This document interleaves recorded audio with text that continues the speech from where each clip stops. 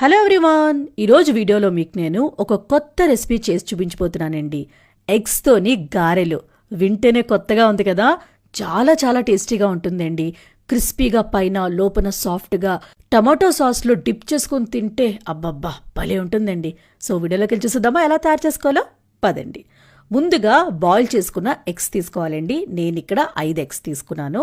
ఇప్పుడు ఎగ్స్ని గ్రేట్ చేసుకోవాలి. ఒక బౌల్ తీసుకొని అందులోని ఇలా గ్రేట్ చేసింది పెట్టి గ్రేట్ చేసుకోవాలన్నమాట.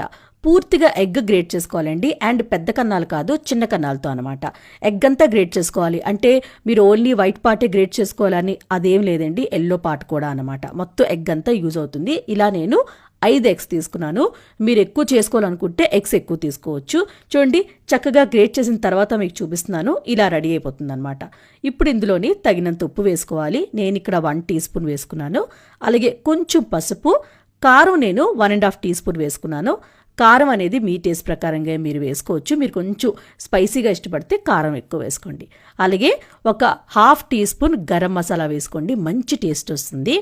తర్వాత 1/2 టీ స్పూన్ అల్లం వెల్లుల్లిపాయ పేస్ట్ కూడా. సపోజ్ మీ దగ్గర అల్లం వెల్లుల్లిపాయ పేస్ట్ లేదనుకోండి, అల్లం వెల్లుల్లి గ్రేట్ చేసుకొని కూడా వేసుకోవచ్చు అనమాట.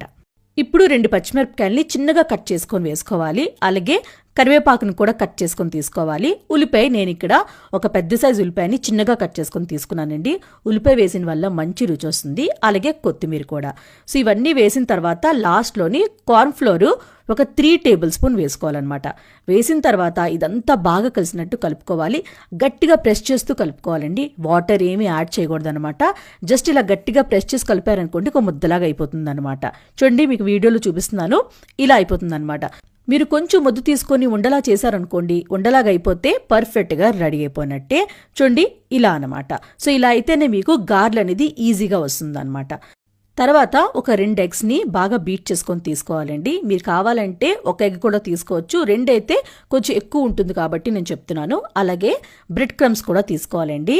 ఇంట్లో కూడా మీరు బ్రెడ్ క్రమ్స్ చేసుకోవచ్చు, మీ ఇంట్లో బ్రెడ్ ఉంటే అనమాట. లేదనుకోండి బయట మార్కెట్లో కూడా ఈజీగా దొరుకుతుంది. ఇప్పుడు చిన్న చిన్న ముద్దలు తీసుకొని రౌండ్గా చుట్టుకొని ఇలా గారెల్లాగా చేసుకోవాలన్నమాట. అండ్ బ్రేక్స్ ఏమైనా ఉంటే కొంచెం చేత్తో ఇలా సెట్ చేసుకోండి. ఇలా చిన్న చిన్న గారెలు చేసుకోండి, మరీ పెద్ద గారెలు చేసుకోకండి, చిన్న చిన్నవి అనమాట. అంటే మీడియం సైజు అంతే. ఇలా అన్ని చేసుకొని ఒక ప్లేట్లో రెడీగా పెట్టుకోండి.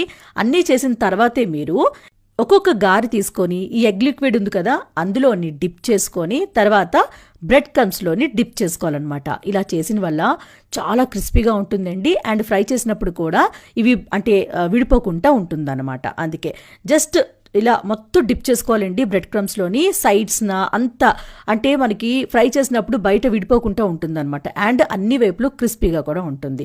సో ఇలా అన్ని డిప్ చేసుకొని మీరు ప్లేట్లో రెడీగా పెట్టుకొని తర్వాతే మీరు అన్ని ఫ్రై చేసుకోవచ్చు అనమాట.